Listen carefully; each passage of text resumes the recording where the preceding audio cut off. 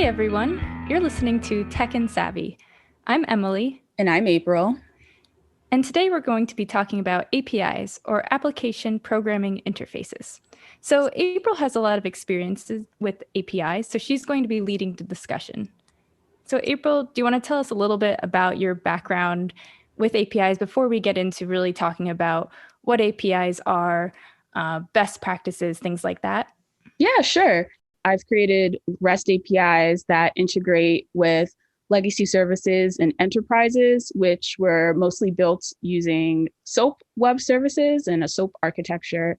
And then I also have experience building APIs that deal a lot with resource management. So these APIs would interact with databases such as MySQL, Cassandra, Gemfire, PCC, which is also known as Pivotal Cloud Cache. And that's really the brunt of my experience. What about you, Emily? Do you have any experience with APIs? I have a little experience with APIs, specifically implementing cryptographic APIs in C Sharp.NET Core, REST APIs in particular. And even though I have a little experience, I still feel like there's so much I don't know about APIs. So I'm excited to learn more. Yeah, so let's get started. So, April, can you tell us a little bit more about what an API is? Give us some kind of intuition for someone who doesn't know what APIs are. Yeah, sure. API is an acronym for Application Programming Interface. And what an API does is that it acts as a middleman between two services, and it defines the types of interactions that can occur between two applications.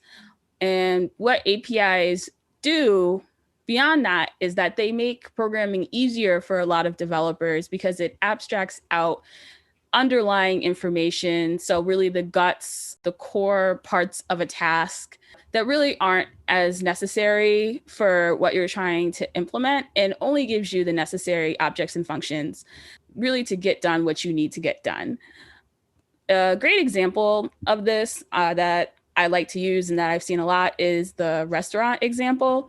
So let's say you go to your favorite restaurant and a waiter comes by and they give you a menu. And that menu has burgers, french fries, steaks, really anything you can think of. That waiter who came by with the menu, that's your API. And that menu is the set of interactions that you can have with the restaurant. So it's telling you you can order these menu items, and that's what you know, and it gives you the list of ingredients so you know what will come along with that menu item. You know what to expect from that API. So you decide that you want a burger. You say, I want it medium well with lettuce, tomato, bacon, cheese, basically the best burger you can think of. You ordered that burger and you tell the waiter, and they bring that order to the kitchen. That interaction is the API call. So now your waiter said, okay, they want this burger. Let me go tell this other service what needs to happen. The kitchen goes to work. They make your burger exactly how you want it. Then eventually your waiter comes back and you have your burger. So you didn't know what was going on in the kitchen. You just know what you wanted and it came back. And so what comes back to you is the API response.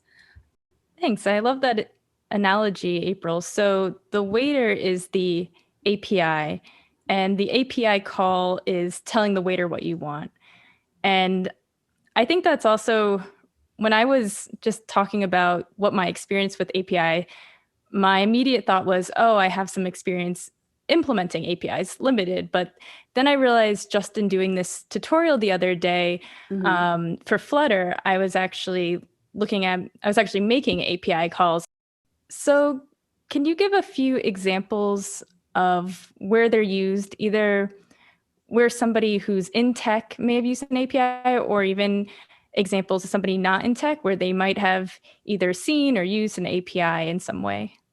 Yeah, sure. So one API that you can possibly think of is a popular one is the Google Maps API. Often, even if you're not on Google Maps, if you go onto say a doctor's office website, they probably have their address at the bottom, and sometimes you'll see a get directions link. And that link is a lot of times connected to the Google Maps API. And so when you click that link, it takes their address through an API call and also gets your location. And that's how you're able to get directions to the doctor's office. Another instance where where APIs are being used is if you go on Instagram. When you go on Instagram, the reason you're able to see all of your friends' recent posts is because of an API call that connects to Instagram. It takes your username and all the people you're following, and it collects all their recent posts to display to you. When you decide you want to send your friend a DM on Instagram or Twitter, that's also an API call. That's how you guys are able to communicate with each other. So APIs are pretty much everywhere. And a lot of developers, most popular APIs that people see are usually web APIs. So that's why you hear a lot of things regarding REST APIs or SOAP APIs, because those have a lot to do with web services and web applications. But also, kind of like what you were saying, Emily, when you use libraries as part of development, those are also APIs. Because the point of APIs is that it's application programming interface. It's not specifically associated with the web. It's just a specification for how you can interact between particular services. Okay, yeah, thanks for clarifying that. So a library is a type of API. Yes, basically a software library does act as an API. So the definition of API, it seems very broad in a sense. Yes, it is very broad. Okay. Yeah, that's good to know. So can we break that down a little bit? Can you talk about the different types of APIs? So there definitely are a few different types of APIs. We'll focus on web APIs, remote APIs, and software libraries and frameworks for this particular podcast. So let's go a little deeper into each. We'll start with web APIs, which I would say are probably the most common / referred to APIs when people are talking about APIs. And the way web APIs work is that they define interfaces that utilize exposed URLs, also known as endpoints, with a specific request response relationship that's typically represented by JSON or XML. And the two most popular types of web APIs are REST and SOAP. REST stands for representational state transfer. And when someone builds a REST API, it needs to adhere to 6 guidelines. So the first one is a client-server architecture, which is essentially a separation of power. The user interface is completely separate from the data storage. The second one is statelessness.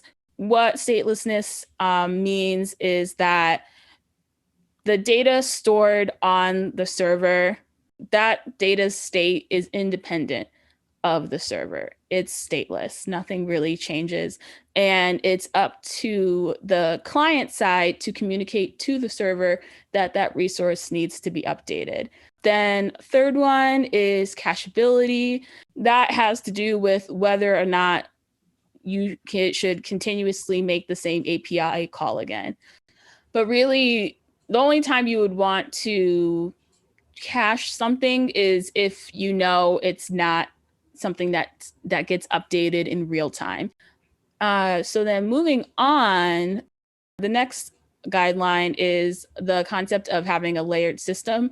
So still we're here in this client server architecture. So the part that you're interacting with as a user is entirely separate from where the data is. But now we're getting into the part where we can start putting things in between those two layers. So if you wanted to have more security, you might add an authentication layer. Even though we've added an authentication layer, that still doesn't interfere with the results that you would get from the API. And then you could add proxy layers, just really kind of stacking in between that client and that server. That's the concept of a layered system. And then the next part is that there is a uniform interface. So each endpoint and request and response just needs to have the same type of structure. And then the final guideline is actually optional, and it's called Code on Demand. And that essentially deals with when a server is able to kind of give extended functionality to the client side. And so those are the 6 guidelines that you would have to adhere to for REST. Okay, so that was a lot of information. Thank you, April, for going through that.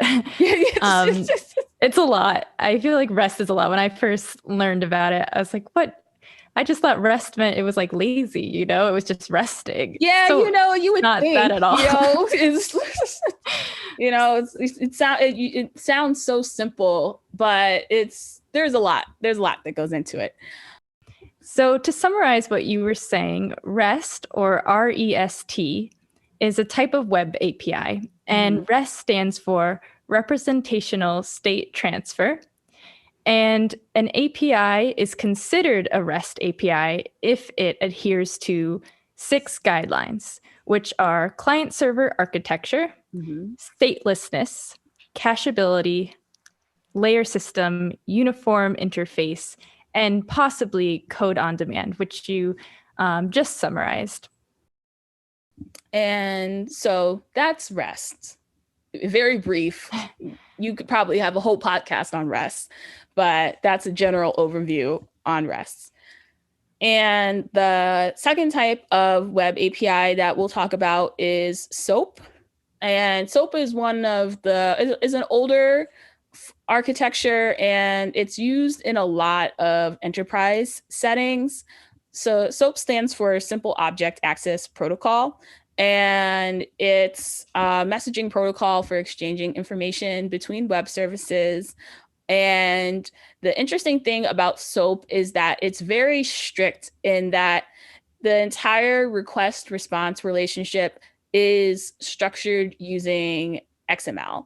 And that is useful in that you kind of always know what to expect, and you always kind of know what format your data is going to come back in. It's a little restrictive because not everything can come back as XML. So it does end up it can create some frustration for developers, I would say. The standard SOAP message is made up of an envelope. And so an envelope is just saying, hey, this is a SOAP message. And then within that envelope, there will be a header section that will have parameters usually that need to be sent to the server in order to communicate, such as authentication tokens or optional parameters about what you want to get. And then the biggest part will be the body, and that will have the information on what queries are being sent to the server, and then also the properties associated with the response that you're going to get back. The last part of a standard SOAP message is fault, which gives you information about the errors that occurred during that message processing. So if the developer didn't send a correctly formatted zip code, then it would say, hey, request failed, zip code format invalid, or something along those lines. And then, like I said, it's often seen in very large enterprises when there's a lot of communication happening within distributed systems. Okay. So you kind of answered when you would use SOAP as opposed to REST. Do you have any recommendation if somebody wants to learn more, starting with SOAP or starting with REST, and depending on, I guess, where you're thinking of using it or how, what would you recommend? So for me, I would start with REST, just because it's a more modern take on web APIs. It's what you'll see being used most often. However, if you're looking to, become a developer at a very large corporation that has been around probably for more than 30 years. There's a high likelihood that they have some legacy systems that are using SOAP. So it's always great to have experience in implementing both. But if you're just getting started, I would start with REST. That's always a great starting point. Okay. And do you have a language of choice or suggestion that you think people should use if they want to just get started implementing a REST API or a SOAP API? Yeah, sure. I've used Java and Kotlin. However, you can also do it using Node.js. All right, so that was a lot of information about web APIs. And we talked about REST APIs, which are more commonly used and definitely a great place to start if you're looking to start implementing or just learning about web APIs. And we also talked about SOAP, which, as April pointed out, is more commonly used in large enterprises.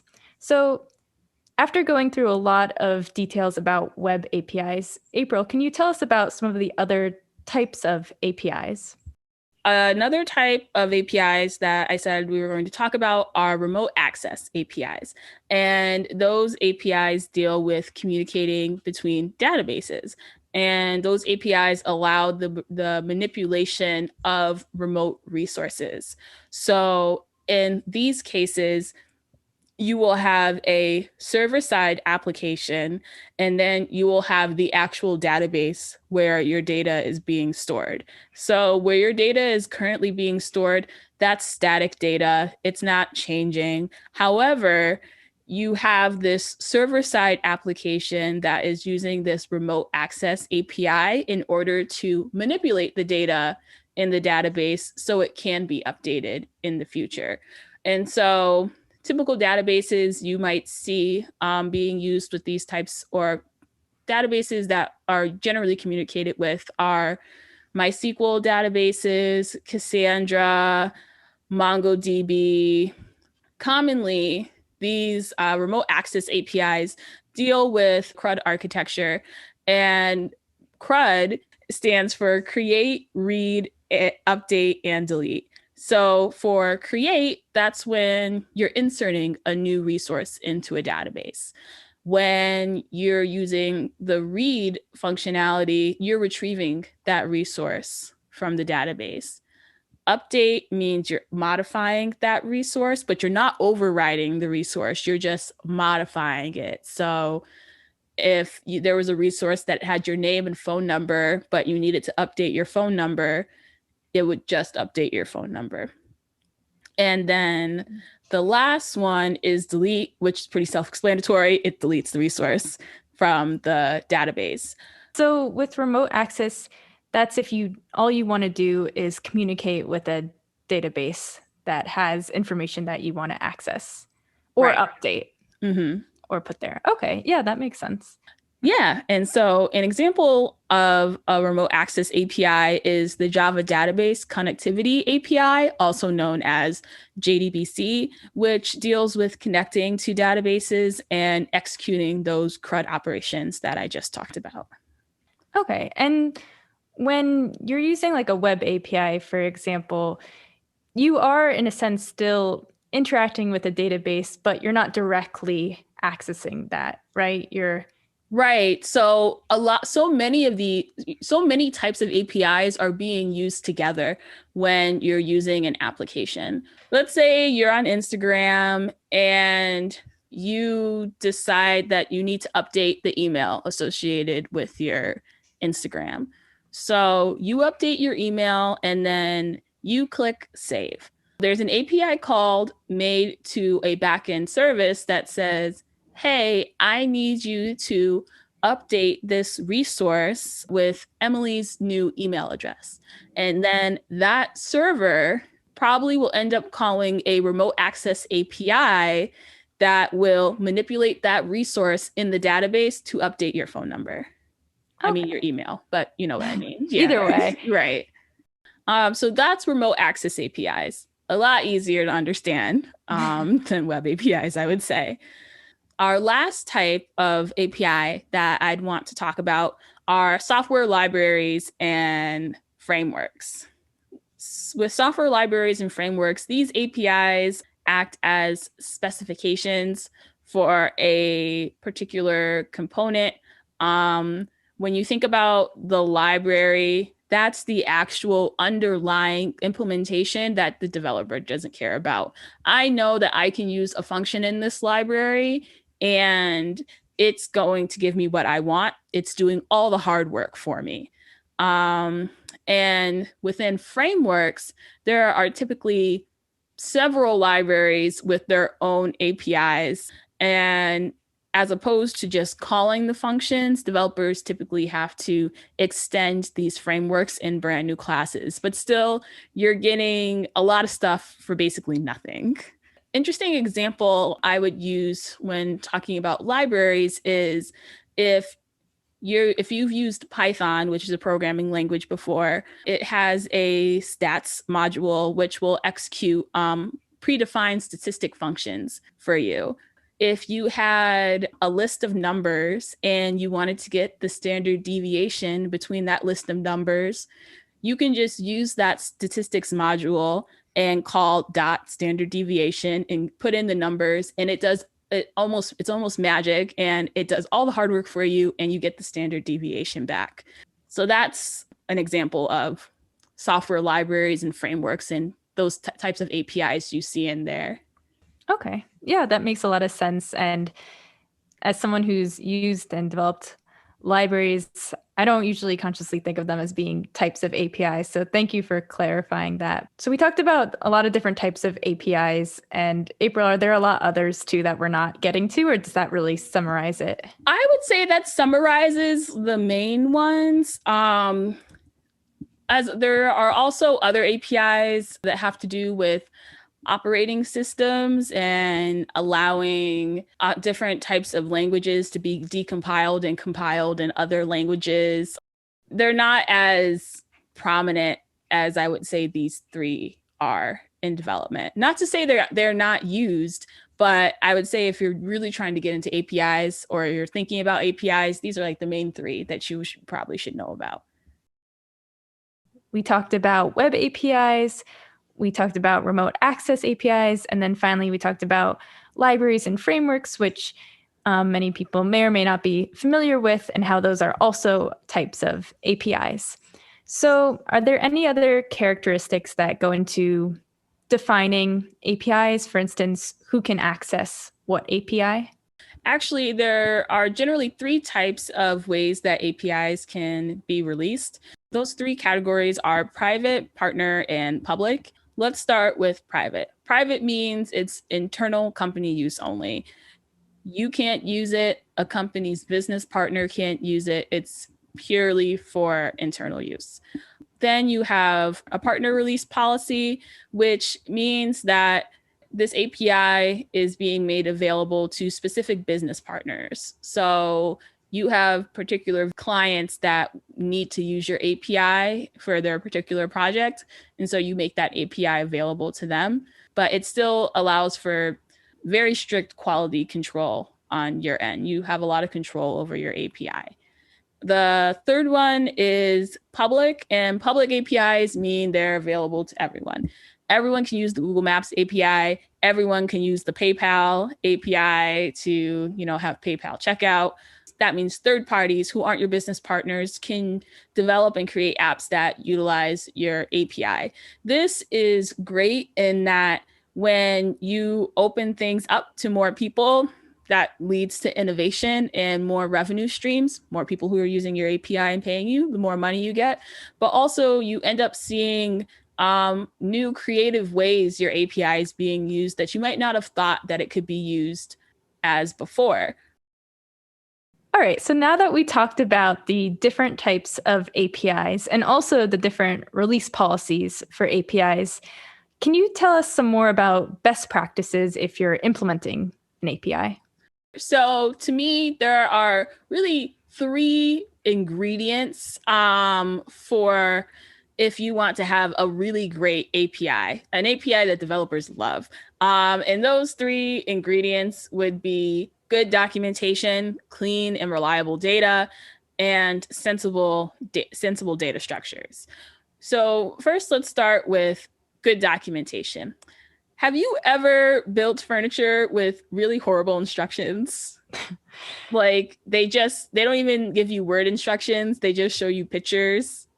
Uh, Yes. And I usually have someone else build it for me. just, that's Terrible. exactly. It's a horrible experience. And Yes. it makes you not want to buy furniture from that, from that particular brand or company again, because it was so frustrating. And that's the same thing with APIs. Your API can be as great as you want it to be, but if you have bad documentation on how I connect with your API, if you have bad documentation on why am I getting a particular error back from your API, or you don't really explain the properties that come back in your response, it becomes very frustrating for developers, because then you're just fighting with trying to figure out how it's supposed to work. If you have an API and you constantly need to be in meetings with clients because they can't figure out how to connect to your API, you probably need to work on your documentation. Documentation will definitely make your API great, and it can also break your API. Good to know. I've been in that experience too, not with APIs necessarily, but just in general. Good versus bad documentation makes such a difference. It really does. And you know, otherwise Stack Overflow becomes your documentation. it's so many developers. Many will say, a lot of developers will say they're not the biggest fans of documentation because that's not the fun part. It's not the fun part. It's not the fun part, but it's the very necessary part. And even though many developers don't want to do documentation, when you have really great documentation, a lot of developers are like, oh, that's really great documentation. This is fantastic. So make sure your API has really good documentation. So, April, as someone who's implemented APIs, would you recommend documenting as you go or waiting until the end, which is very tempting, and documenting everything at the end? I would definitely say you should document as you go. And actually, there are a lot of libraries that will actually create documentation for you if you run tests. So, for example, I've used ASCII docs in the past, which allow me to create particular tests for my APIs, but those tests also end up creating documentation for me. Another library that I've used is Swagger Docs, which if you just use like particular annotations, it'll create a Swagger Docs file for you that'll have your request and your response body, and then you can fill that in as you go. But I would definitely say do it as you go. I know it's tempting to do it at the end. I've done documentation at the end. I'm not going to pretend I'm perfect. But I think we all know that we sometimes forget things. So it's better to just do things in the moment than trying to remember every single little detail as to why this is the way it is at the end. That's good advice that I'll try to follow. Yeah, I should probably try to follow it too, right? So you mentioned the next one as clean and reliable data. Yes. Can you go into detail? Oh my gosh. Let me tell you, nothing. I know I said documentation will break your API, but let me tell you, nothing will make an API worse than bad data. If you have bad data, don't even think about releasing your API because it's just going to be unnecessarily frustrating. And so one example I'll give of this is that I had a friend, they went through a toll in their state, and it was one of those tolls where you don't pay people, you just drive through, and then they say you can pay the toll online. So they knew that they had this toll, and they went on their state's toll website, and they put in their license plate number. Nothing came up. It didn't have anything about missing toll that needed to be paid. And they looked quite a few times. Come to find out, a week or two later, they got a letter from the state saying that they owed a toll, and also the state was going to try to charge them an extra $10 because they had to send an invoice to them. And they went on the website again, and still, when they put in their license plate, that toll didn't come up that came in the mail.